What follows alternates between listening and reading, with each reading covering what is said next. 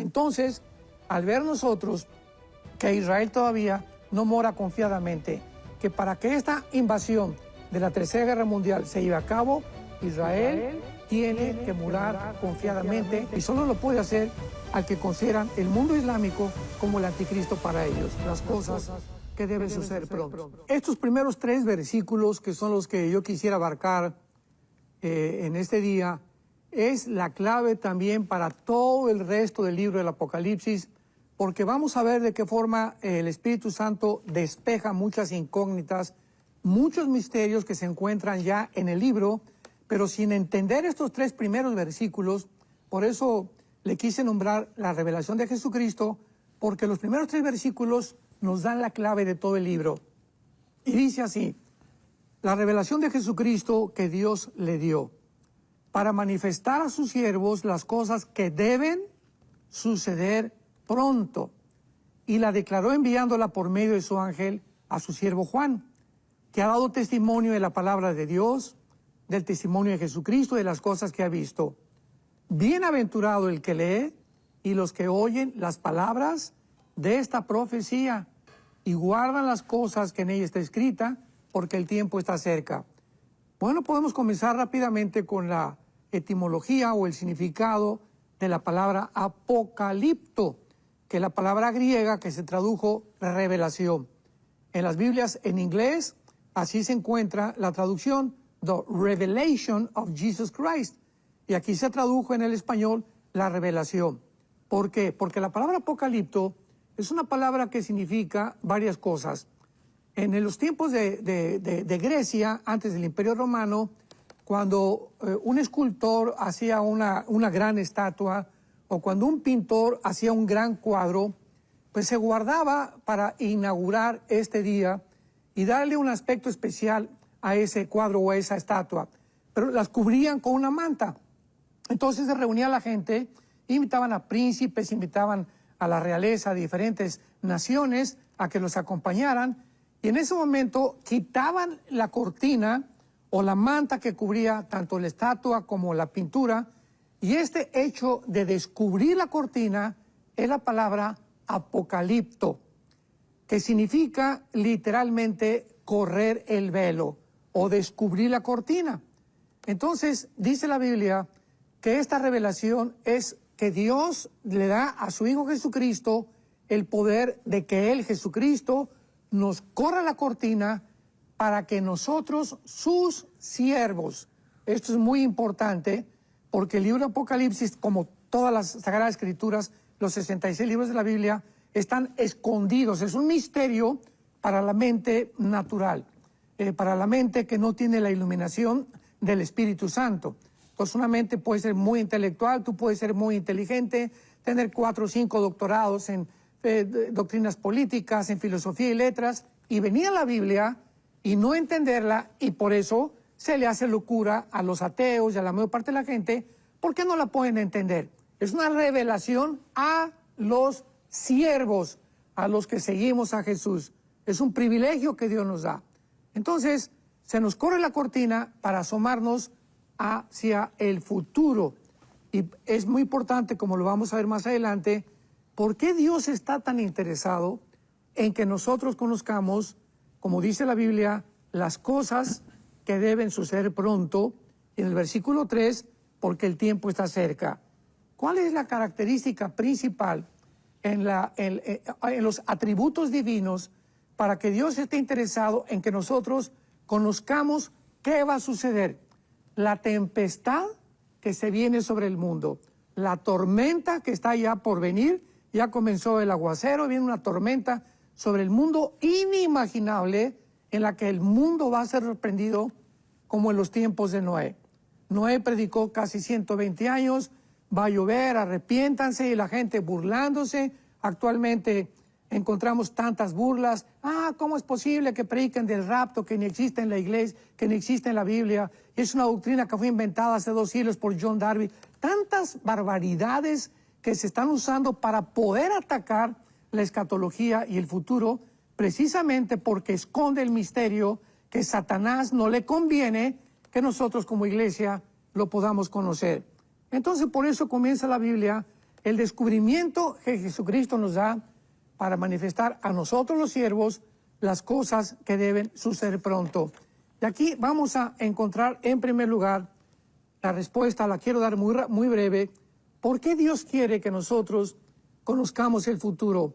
¿Por qué durante los últimos 20, 30 años no se ha predicado el Apocalipsis?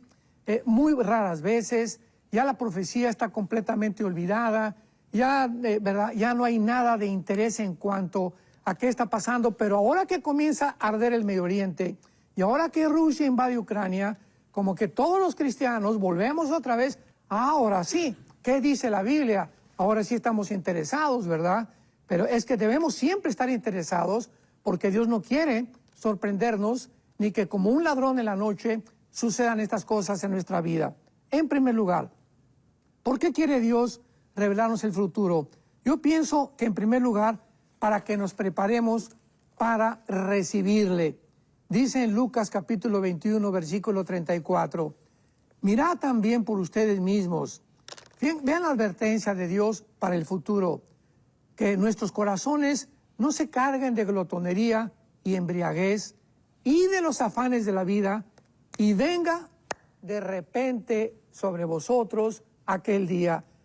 Ese día que está mencionando el evangelista Lucas, ¿a qué día se refiere? Pues se refiere, ¿verdad?, a la tempestad que se viene sobre el mundo. Y Dios no quiere que nosotros permanezcamos ignorantes y que caiga sobre el mundo y de repente nosotros nos preguntemos qué está pasando. No, tenemos que saber qué va a pasar para tener paz. Pero dice el versículo 35, como un lazo vendrá sobre todos los que habitan sobre la faz de la tierra. Velad pues en todo tiempo, escuchemos esto, orando, para que seamos tenidos por dignos, para que podamos ser considerados dignos de escapar de todas estas cosas que vendrán, por el amor de Dios. ¿De qué cosas quiere Dios que escapemos? Pues de la tribulación. Entonces, no todos van a escapar, ¿verdad?, en el arrebatamiento de la iglesia, sino que Dios quiere que nosotros estemos conscientes de que va a ser aquellos que están velando, aquellos que no se han enfrascado en los negocios de la vida y en los afanes de la vida y en la angustia y en el estrés y hacer dinero y obtener un lugar público, ser famoso, tener fama, etcétera, etcétera. Todos estos enemigos entran y ahogan la semilla de Dios.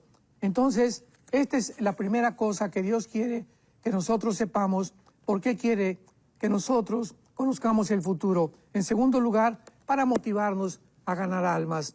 Dice en 2 Pedro 3:9, claro, porque Dios no quiere que nadie se pierda, sino que todos procedan al arrepentimiento. Entonces, Dios quiere, ¿verdad?, que esto nos motive al ver todo lo que está pasando, como lo vamos a ver más adelante, que nos encontramos ya a través de las señales que son ya impresionantemente evidentes, que ya cautivan nuestra alma y nuestro corazón y nos hacen discernir que ya nos encontramos realmente, tal vez en la última generación de la historia, ganar las almas. Porque este es el corazón de Dios. De tal manera amó Dios al mundo, para que tú que estás escuchando no te pierdas, mas que tengas la vida eterna. Dios quiere que conozcas quién es Dios, que existe, que es real, que la vida fue manifestada y que ese es el testimonio que nosotros damos. Entonces tenemos que movernos al saber que está comenzando a llover ya en el mundo, a ganar las almas. En tercer lugar, para que recordemos que somos extranjeros y peregrinos en el mundo. Dice en Hebreos 11:13, porque todos estos testigos que menciona Hebreos 11 murieron sin haber recibido lo prometido, sino creyéndolo, mirándolo de lejos y confesando que eran extranjeros y peregrinos en la tierra. Porque si hubieran considerado que podían regresar a su tierra de donde salieron, hubieran tenido tiempo, pero salieron porque sabían que Dios tenía una ciudad mucho mejor para ellos, una ciudad completamente construida por Dios. Así que Dios quiere que entendamos, vamos de paso por el mundo, santos de Dios. No podemos aferrarnos a ningún pedazo de tierra, a ninguna propiedad, a nada, porque este mundo va a pasar y sus deseos, pero el que hace la voluntad de Dios va a permanecer para siempre. Y finalmente, para que, lo más importante, mientras van aconteciendo todos estos eventos, mientras va sucediendo lo que estamos viendo, ya Israel en pies de guerra, un ataque contra los grupos terroristas, Rusia no se va a quedar con los brazos cruzados, va a ayudar a Irán, de alguna manera va a explotar una guerra que no es la Tercera Guerra Mundial. Vuelvo a enfatizar esto, vienen 2 o 3 guerras antes de que venga la Tercera Guerra Mundial, en la cual no vamos a estar nosotros. Pero en cuarto lugar, Dios quiere que sepamos el futuro para que conforme los eventos vayan sucediéndose, podamos nosotros entender que Él es fiel, que lo que hizo con Israel lo va a hacer también con nosotros. Por ejemplo, rápidamente en Ezequiel 38, versículo 8. Veamos esta profecía de hace 2700 años, santos de Dios. Ezequiel 38, versículo 8. Dice así, veamos los detalles de esta profecía. De aquí a muchos días serás visitado. O sea, aquí se profetiza una invasión masiva de una confederación política de muchísimas naciones en contra de Israel, que es la Tercera Guerra Mundial. De aquí a muchos días serás visitado. Al cabo de años, o sea, a Shanek, se dice en el hebreo que es al final del tiempo, al final de los días. Serás visitado a la tierra salvada de la espada, recogida de muchos pueblos. ¿Quién es esta tierra? Lo dice más adelante, Israel. Hace 2700 años no estaban en el exilio. Y aquí se está profetizando que cuando ellos regresaran, 1948, vendría la invasión, vendrían los años en la que Israel se vería afectada completamente, si no es por la intervención de Jesucristo, que los va a salvar de la Tercera Guerra Mundial. La tierra recogida de muchos pueblos a los montes de Israel, que siempre fueron una desolación.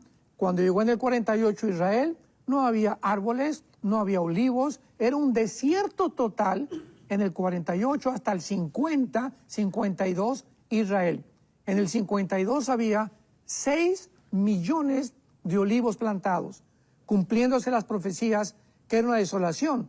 Ahorita Israel, en medio de todo el mundo árabe, es un oasis, es una nación fructífera, es una nación con adelantos tecnológicos impresionantes.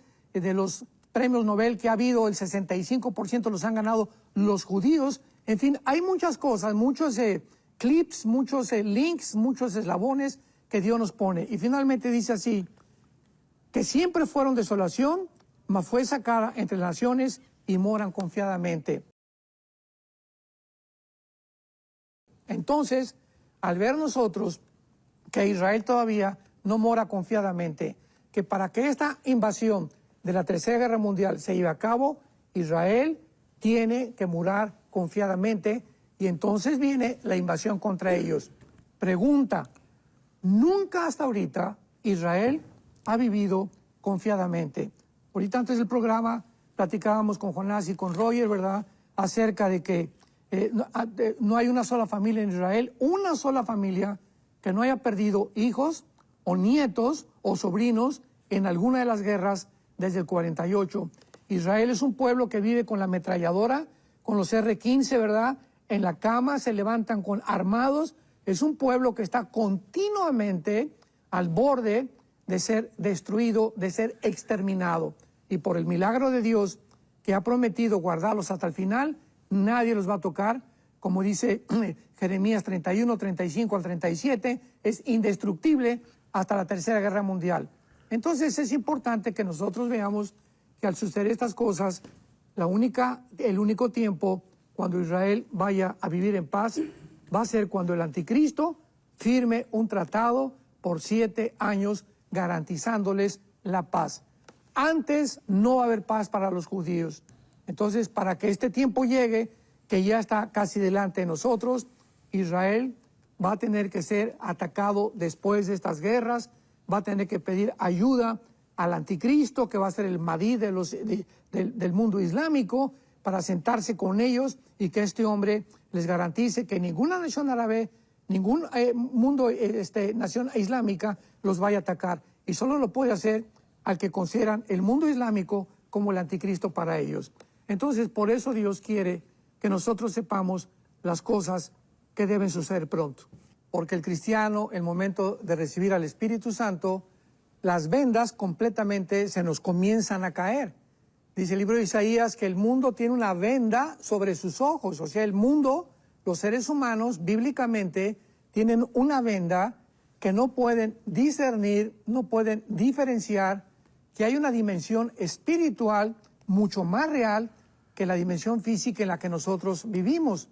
Y cuando las vendas se nos caen por primera vez en lo que se llama el nuevo nacimiento o la regeneración del Espíritu Santo, después de que hemos creído lo que Jesús hizo en la cruz en nuestro lugar, el Espíritu Santo nos comienza de una forma progresiva a quitarnos la cortina para que comencemos a ver la A, la B, la C, como cualquier niño aprendiendo, y como niños recién nacidos que deseemos la leche espiritual, que deseemos conocer a Dios, que deseemos estudiar la Biblia, que deseemos ir a los estudios bíblicos, que oigamos el domingo al pastor que predica con atención, que llevemos nuestra Biblia el domingo, porque ya los cristianos ni el domingo llevan la Biblia ya a la iglesia. Esto es una tragedia, es una barbaridad esto. Y mientras más nos alejamos y nos separamos de Dios, no nos damos cuenta que es la influencia del poder espiritual. Así como Satanás quiso separar a Israel de su tierra, separarlos de su lenguaje, separarlos de sus tradiciones, separarlos de su religión, lo mismo está haciendo con nosotros, con la iglesia. La estrategia principal de Satanás es tratar de separarnos de Dios, que no tengamos diario un devocional con Cristo, que no tengamos contacto diario con la Biblia, que no tengamos contacto diario en oración con Dios para platicar, que no tengamos contacto con nuestros hermanos cristianos. Esa es la estrategia satánica, porque esto pasa de una forma desapercibida y sin que tú te des cuenta. Llega un momento en que ya estás completamente fuera del camino, cumples y vas el domingo a la iglesia, pero no te has dado cuenta que cómo te has enfriado, no tienes ya amor por las almas, ya no tienes amor para ofrendar a la obra de Dios generosamente. Tu objetivo ya no es Jesucristo ni la vida con Dios, sino tu objetivo, repito, se ha volcado completamente en esta vida. Y es cuando dice la Biblia que la semilla se apaga y estos son los que van a lamentar. Dice el Espíritu Santo aquí en el versículo 1 que esta revelación Dios se la dio a Jesucristo. Jesucristo usó a su ángel, a su siervo Juan. Cuando Juan escribe el libro del Apocalipsis, escribió en su primera carta estas palabras, la primera carta de Juan, capítulo 1, lo que era desde el principio, lo que hemos visto, lo que hemos oído, lo que hemos contemplado y palparon nuestras manos tocante al verbo de vida, porque la vida fue manifestada. Fíjense el testimonio que Dios le da a Juan para que Juan nos lo dé a nosotros. Juan dice, nosotros vimos, oímos, tocamos al verbo de vida, aquel que tenía la vida, aquel por cuya vida nosotros existimos. Nuestras manos lo tocaron, porque nuestras manos tocaron y palparon la vida, porque la vida fue manifestada. Y nosotros damos testimonio que esta vida se encuentra en la persona de su Hijo Jesucristo, para que tengamos comunión unos con otros, y nuestra comunión verdadera es con Jesucristo, su Hijo unigénito y amado por Dios. Entonces, por eso dice el Apocalipsis, que es la revelación final que Dios le da al apóstol Juan, que este testimonio Dios se lo dio al apóstol Juan. Y dice el versículo 2, que ha dado testimonio. Vean ustedes el testimonio de Juan. Número 1, ha dado testimonio de la palabra de Dios. ¿Eres cristiano? Hechos 1:8, recibirán poder cuando el Espíritu Santo haya venido sobre nosotros y me serán testigos. El principal objetivo del Espíritu Santo no es hacernos sentir, porque hay cristianos que dicen, pues quiero sentir a Dios y quiero sentir, y caen, como dicen Colosenses 2, en experiencias místicas, emocionales, sentimentales, en las que podemos ser engañados. Pero cuando venimos a la palabra, esto nos va a salvar de poder vivir una vida la que realmente le agrada a Dios. Y la vida que realmente le agrada a Dios es si nosotros estamos hablando al mundo de lo que hizo Jesucristo en la cruz. Yo te pregunto, ¿a alguna persona desde que te convertiste le has hablado de Jesucristo en tu escuela, en tu bufete jurídico, en tu consultorio médico, en el área del gobierno, algún senador, algún presidente, cuando has estado con el presidente, tal vez ustedes que nos escuchan, que son senadores o diputados, han dado oportunidad de hablar al presidente o a personas importantes acerca del amor de Dios en la cruz del Calvario? Para eso vino el Espíritu Santo. Y Dios no nos ha dado espíritu de temor, sino de poder y de valor. Entonces, tenemos que imitar a Juan si queremos conocer el futuro y vivir en paz. Dar testimonio de Jesucristo es nuestra principal responsabilidad. Y en segundo lugar, dice la Biblia, y del testimonio de Jesucristo. ¿Qué es el testimonio de Jesucristo? Que Dios fue crucificado, fue enterrado y fue resucitado a los 3 días. El mundo no lo sabe y nosotros somos los atalayas, somos los heraldos, somos los predicadores, los que debemos de proclamar este glorioso evangelio de la gracia de Dios, que Jesucristo fue crucificado, enterrado y resucitado a los 3 días. Y este mensaje el mundo lo tiene que escuchar. ¿Cómo lo va a escuchar si no es a través de nosotros? Dice Romanos capítulo 10, pero ¿cómo van a escuchar si no hay quien les predique? ¿Y cómo van a predicar si no hay quien los mande? Y si no hay quien los mande, entonces ¿cómo se puede oír? Gracias a Dios, una televisora como en Enlace, que está alcanzando a millones de personas, es el medio más idóneo para que tú puedas invertir en esta televisora. ¿Por qué? Porque estamos dando a conocer lo que hizo Jesucristo en la cruz del Calvario. Otras televisoras son telenovelas y chispirito y babosadas, ¿verdad? Que está llena la televisión de tantas barbaridades. ¿Cuántas televisoras hispanas existen? Las cuentas con los dedos de la mano. Entonces aprovechemos esto de que podemos obtener esta televisora para dar testimonio de que Jesucristo, el Hijo de Dios, fue muerto, crucificado, resucitado y viene pronto por nosotros. Y dice el apóstol Juan, y de todas las cosas que ha visto, que fue lo que contamos en su primera carta. Ellos vieron a Jesús, tocaron a Jesús, oyeron a Jesús, caminaron con Jesús, desayunaron con Jesús, comieron, cenaron con Jesús.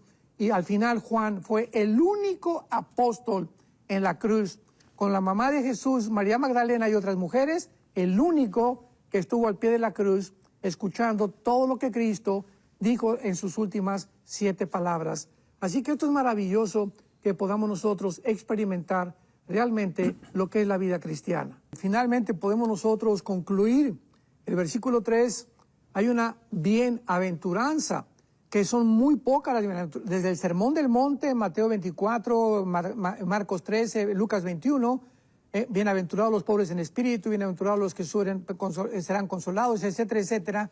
Hasta ahorita en el Nuevo Testamento, porque eso perteneció al Antiguo Testamento, los Evangelios, encontramos una bienaventuranza.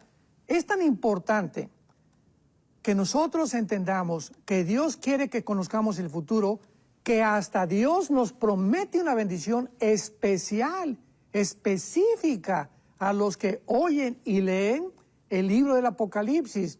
Bienaventurado, y esta palabra es la palabra griega Macarios, con K, de kilo, Macarios, que significa dichoso o feliz.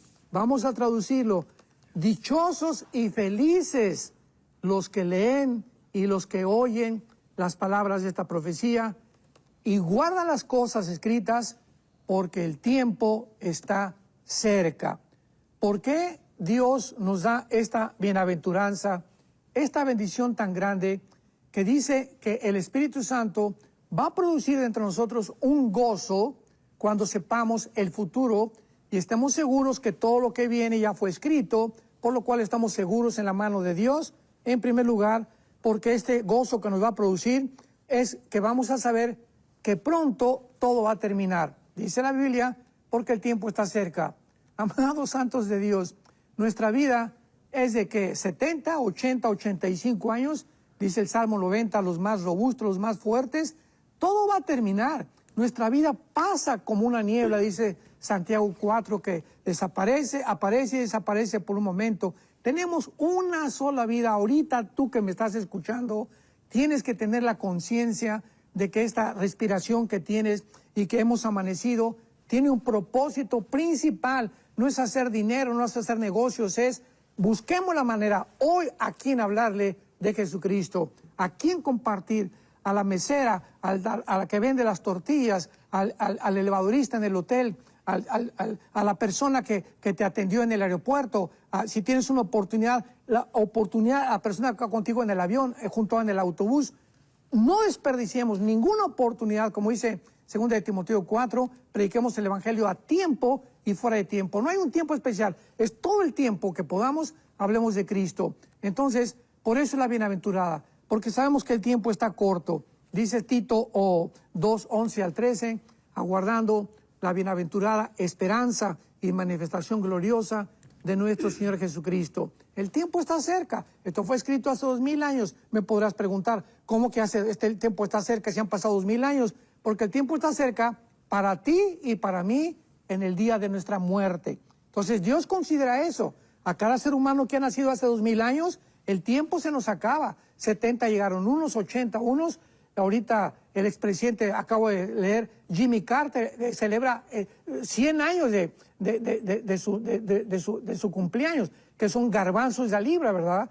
El predicador Billy Graham, también del siglo pasado, casi llegó a los 100 años de edad. Son muy pocas las personas, pero tú y yo no sabemos qué tiempo vamos a tener. Por eso el tiempo está cerca, porque el tiempo está cerca de nuestra muerte. Entonces tenemos que conocer, antes de que Dios nos llame a casa, el glorioso Evangelio de Cristo, y porque conociendo el futuro, pues nos libra de temor, de la ansiedad, del estrés, de la depresión, sabiendo que Dios está al control de todas las cosas. ¿Quién nos separará, dice Romanos 8, del amor de Cristo? ¿Quién podrá condenarnos cuando hemos sido justificados por su sangre? Ni los ángeles, ni los demonios, ni lo porvenir, ni nada, ni nadie, ni enfermedad nos podrá separar jamás del amor de Dios que es en Cristo Jesús. ¿Por qué estamos tan seguros de esto? Porque Él murió en la cruz y porque nos está mostrando lo que va a suceder, para que cuando suceda nos acordemos que Él nos lo reveló con mucha anticipación.